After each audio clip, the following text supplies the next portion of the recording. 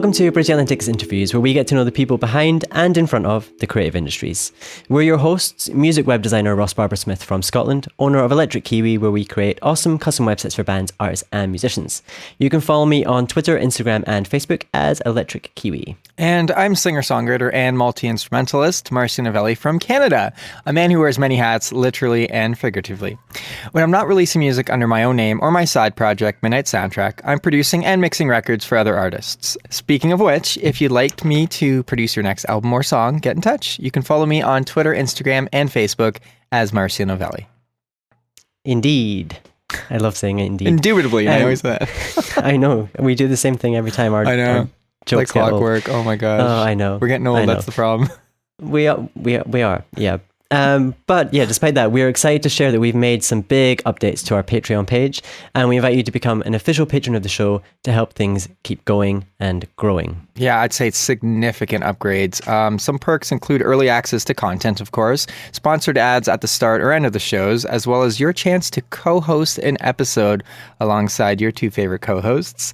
Not to mention, we are actually going to be doing a monthly patron-only hangout with everyone who supports us, and we can chat about anything trivial, or we can help you through your next creative endeavor and help you kind of plan some things. We're here to help and we're here to hang, so go check us out on Patreon.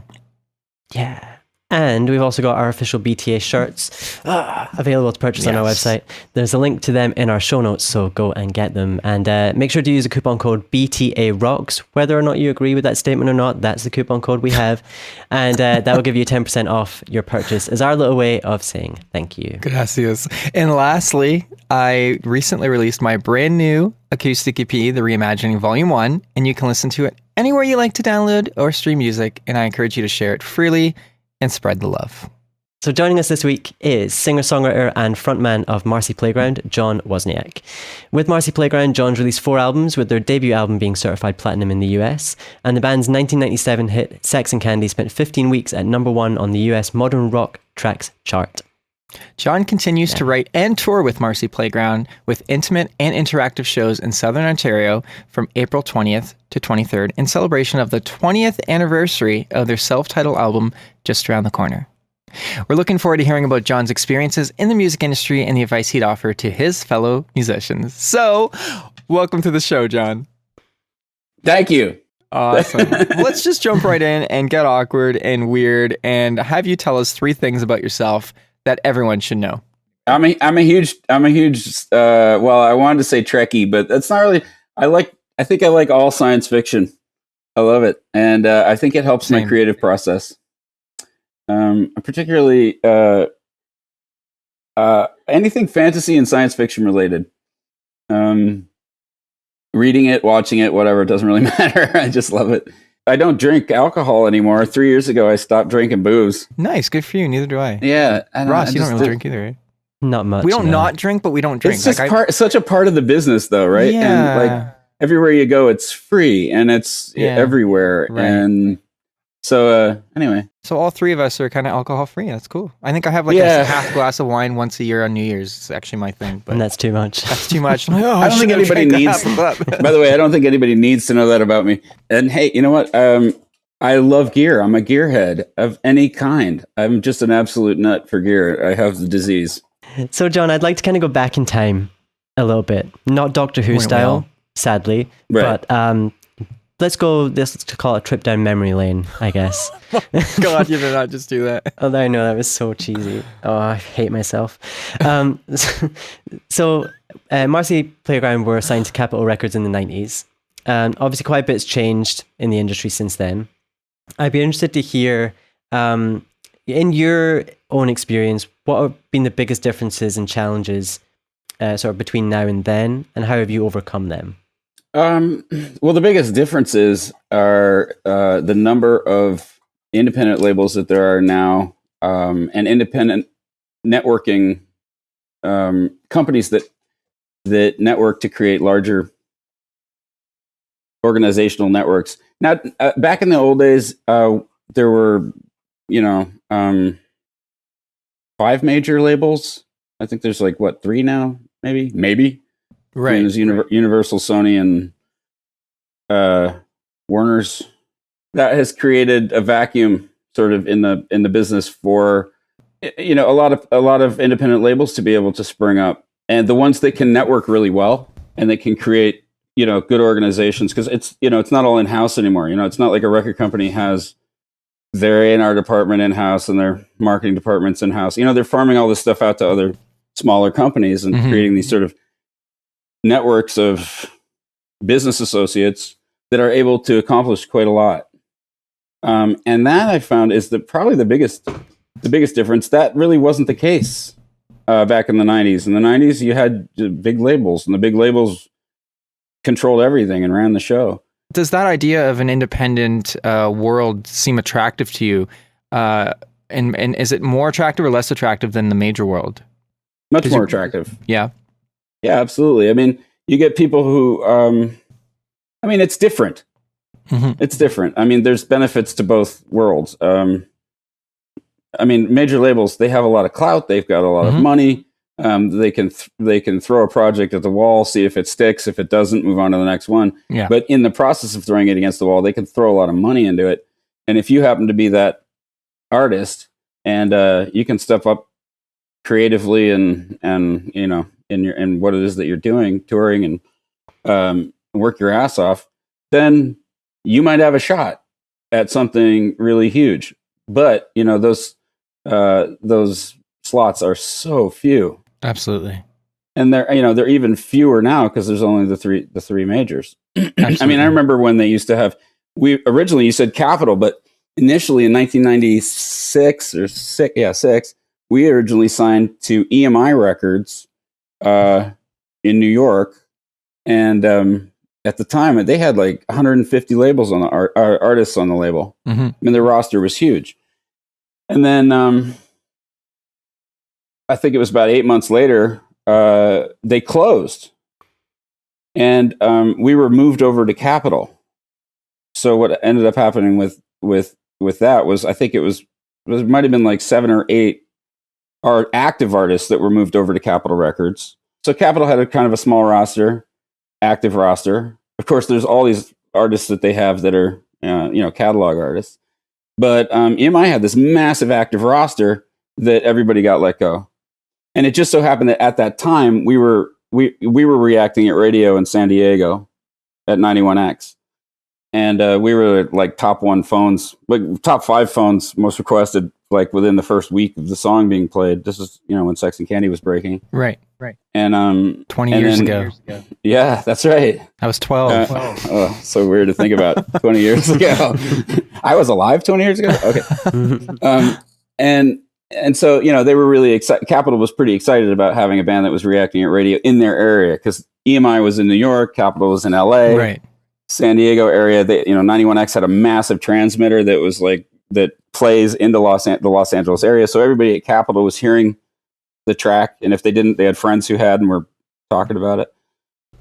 So that's why we were. I mean, it was like timing.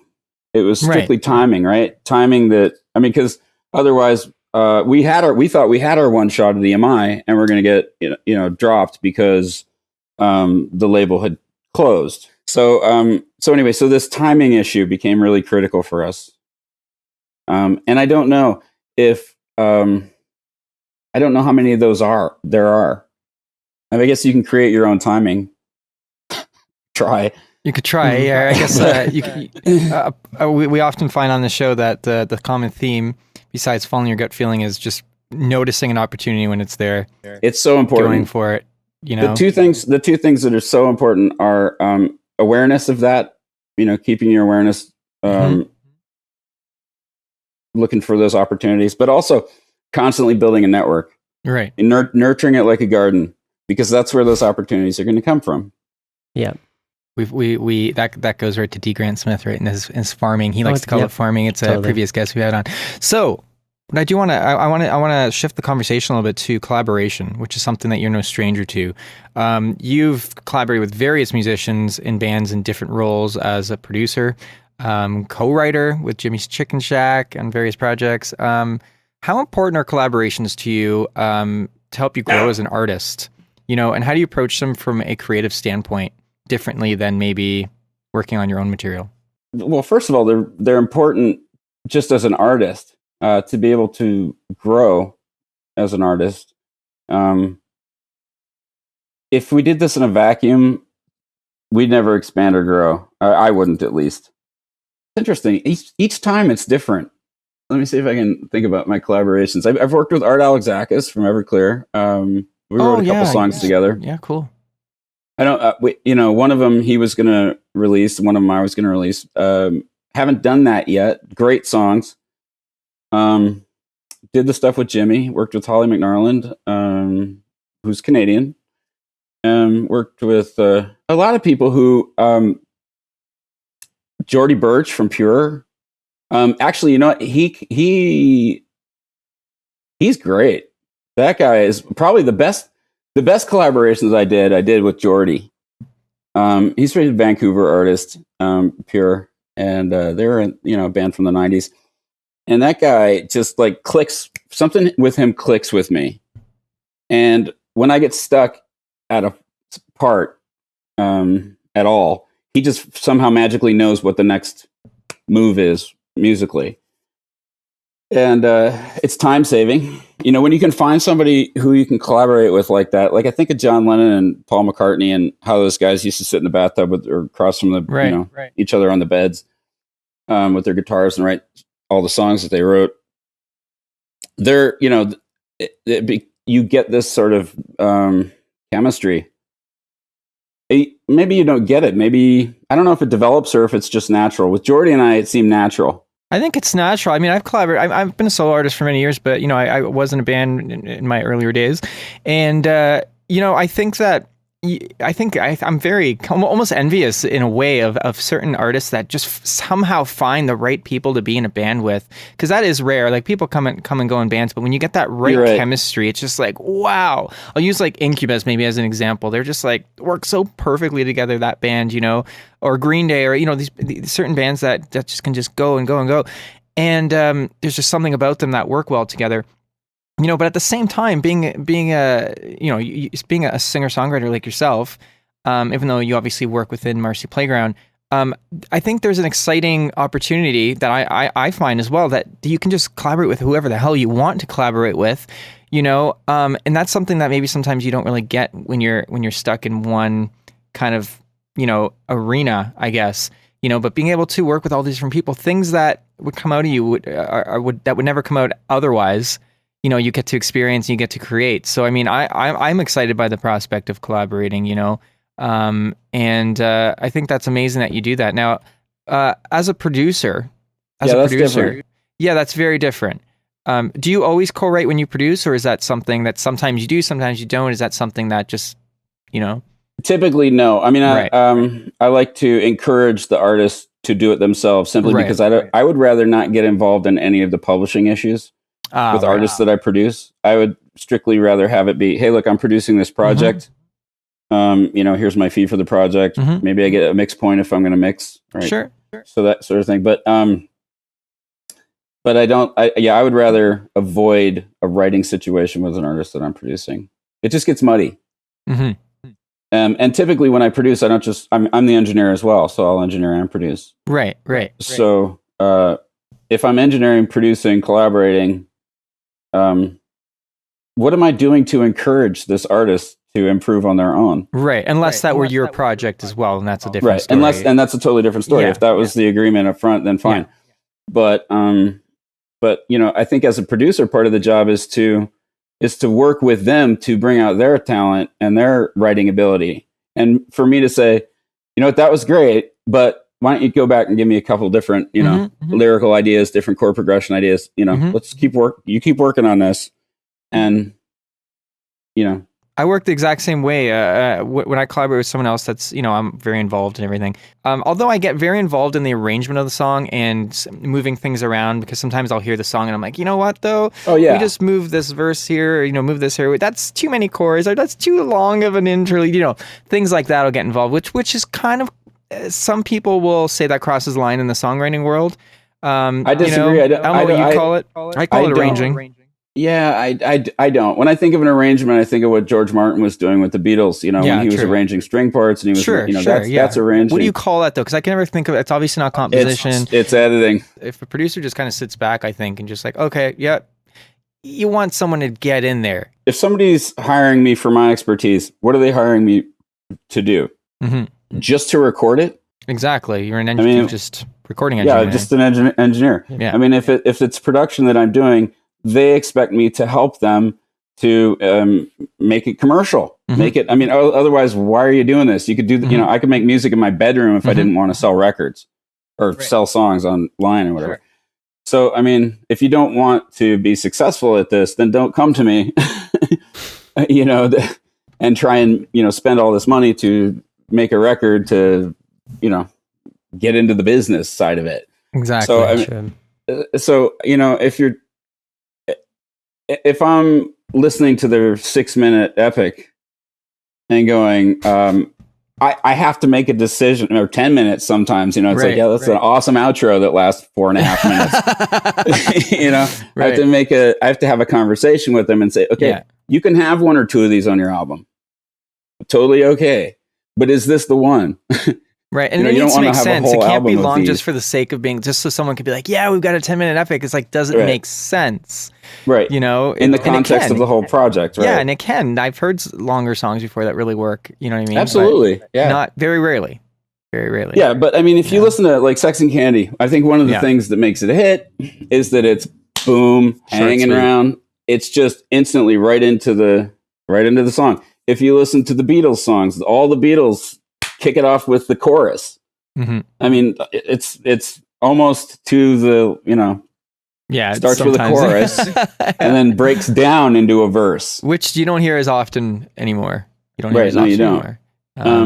So it hooks you right away. Mm-hmm. And, if I'm working on a production with somebody, they get the final say. It's their record. Right. And one of my favorite things to say, and I learned this from Ken Joya, who was our engineer on our first couple records, is somebody, really wants something to be a certain way, and I don't think it should be that way. I just do this.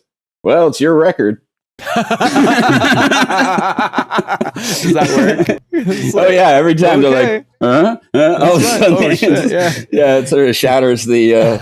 Hey man, that's fine. I'll do it. Hey, you want to do that? It's your name on it. Screw it up. It's okay, fine with me. Oh, you don't have to credit me as producer. That's fine. Oh shit. John, let's have a little fun. Are you ready for 20 questions? All right. Okay, let's do this. Coffee or tea? Coffee. Meat or veggies? Veggies. Twitter or Facebook? Oh, Facebook, I think, yeah. Indie or major? Oh, that depends. Indie, I guess. CD or vinyl? Vinyl. Studio or stage? I gotta go with studio. Education or experience? Experience. Marvel or DC? Me see. Digital or analog? Analog. Talent or attitude? Oh man, those are good. That's a good one. I gotta go with attitude. Attitude will win every time. It actually is kind of true, isn't it? Style or substance, which is almost similar. I'm gonna go with on that one substance though. Attitude with substance. I like that. I like that combination. Mm-hmm. Canada or Scotland? I haven't been to Scotland, so I gotta go with Canada. Star Wars or Star Trek? Star Wars. Batman or Superman? Batman. You sounded like a Batman. Super Batman. Toronto or Minneapolis? Oh man, that's funny because they're similar. Are they? I got yeah. I'm gonna go with Toronto though. Michael Jackson or Michael Bolton? Yep. That's the worst. I gotta go with Michael Jackson. Sure, why not?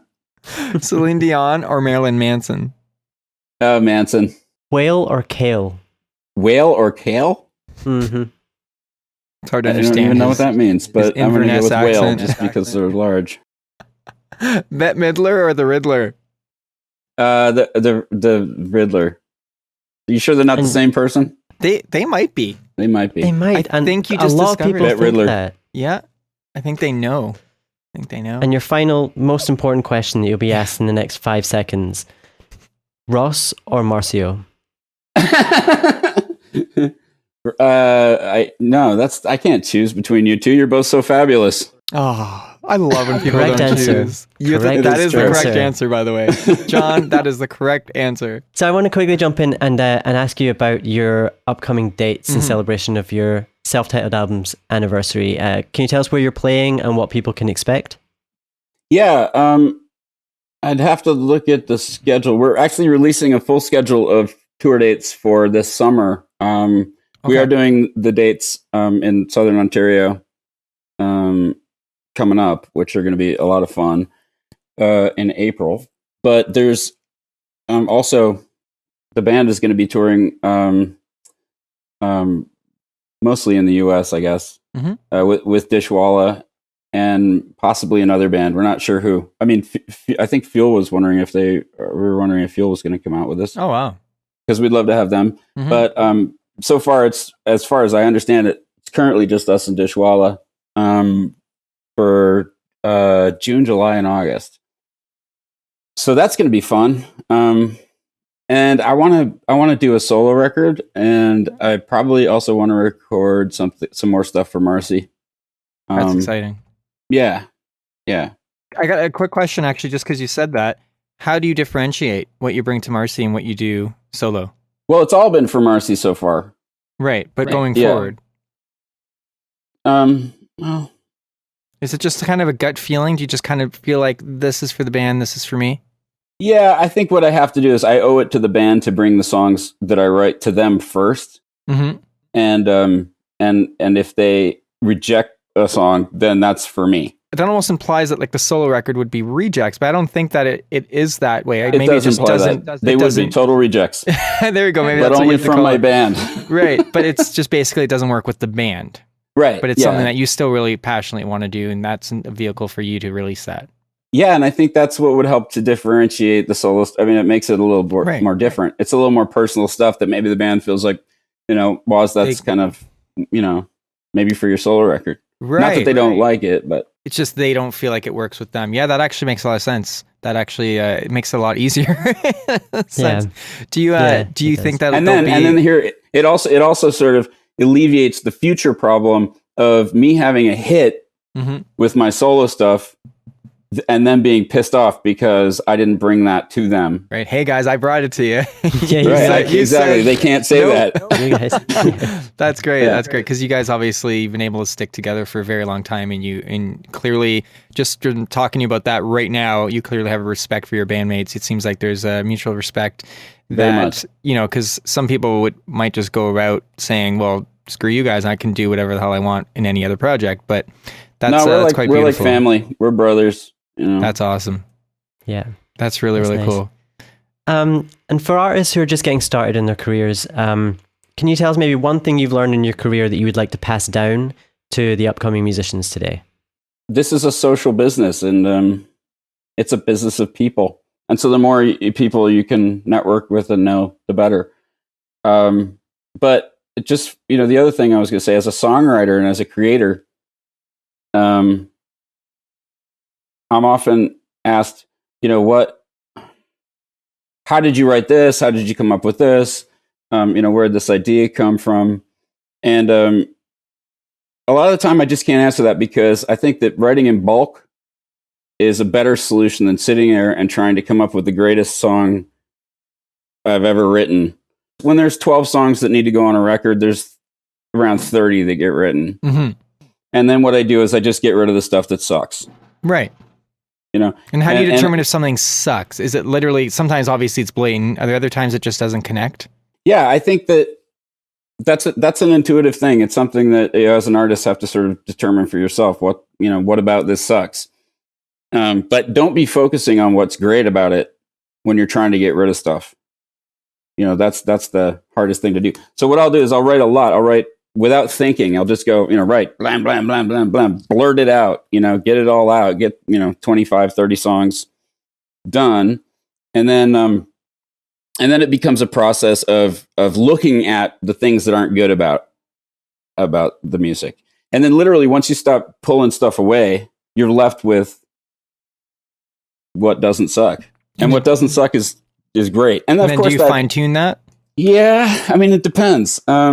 Sometimes, sometimes what comes out first is what you just leave it because it's great. Sometimes that's the best because it just came from a place of pure creativity and expression. That's right. I think there's a channeling of energy as an artist, and we're pulling things constantly from the universe and pulling it out of the air, and it's just sort of coming through us, and that I think is something to be watched for as well. When it works, right? Don't get rid of that stuff. But anyways, John, where's the best place for people to connect with you online? Yeah, the best place to get a hold of us is marcyplayground.com. As for us, when I say us, I mean the show. You can find us on Twitter, Facebook, Instagram, iTunes, and YouTube. Don't forget to visit our site and pick up one of our beautiful shirts while you're there. You almost stumbled on Instagram there because I typed it in there. I did. You usually you know forget what? to say Instagram, and you're you know like, what Twitter, I was Facebook, doing? Instagram. I was trying so hard not to say iTube and YouTunes again, like I did that other time. Yes. And I just, someone's going to come up with iTube and YouTunes. You know that it's going to be a huge. Well, hit. I think someone's going to have a lawsuit on their hands. Yeah, I know, from us. From us. And as I mentioned earlier, my brand new acoustic EP, The Reimagining Volume 1, is now available everywhere. I'm also working on my second solo album, and you can be a part of that at marcynovelli.com/pledge.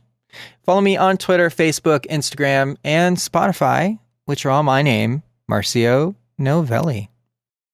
And I'm working on websites for various artists at the moment, and you can check out my work at electrickiwi.co.uk. You'll find me on Twitter and Instagram as Electric Kiwi, and on Facebook, Electric Kiwi Design. This episode was brought to you by 30 Roses, a virtual assistant and consultant to musicians and other creatives, as well as Chris Keaton, Joe Centenary, Buck Naked Soul Company, and Social Surge. All links are in the show notes, so please check them out because they truly do keep this show alive. They do, and we love them so much. We love you guys. And if you would like us to love you, please consider sponsoring the show. Visit bridge-the-atlantic.com/sponsors. We recently updated the rewards, which now include sponsorships at the start of our interviews, as well as the opportunity for you to co-host an episode, which will be interesting. Yes. You get to see all the ins and outs and everything that goes wrong. Basically block off 5 hours to co-host the show. Yeah, that's about it. Yeah, Yeah. pretty much. Make sure to subscribe to us on YouTube and iTunes as well so you don't miss any episodes. And please do leave us a comment and let us know what you think of the show. We love hearing from everyone, and this is a collaboration between everyone here that's part of the show and listens. So say hi. And as for John, we're going to say bye. Thanks for coming on the show, buddy. It's been a real pleasure to get to chat with you. That song was nice. When I say that song, I mean Sex and Candy. That was just such a hit 20 years ago and just sparked your career. Definitely was played many times on my old tape deck 20 years ago. And even though I'm sure that 11 or 12-year-old, whatever I was, screaming out Sex and Candy probably was a little strange for people who were listening. Yeah, I'll jump in. And this is something that I mentioned on our interview with Brendan Brown from Wheatus, but I used to listen to the charts, the UK top 40 charts, and I would write them down every week. So I had a folder full of the top 40. And I remember when your song came out and I heard that it was called Sex and Candy, I was probably 11. And I was like, oh, I can't write that word. It's a bad word. So I actually did S*, X, and Candy. And I was like, I can't have a bad word in my name. That's so cute. That's so cute. Well, John, this has honestly been a lot of fun. Thanks for coming on the show. Thanks, Marcia. Thanks for us. Thank you.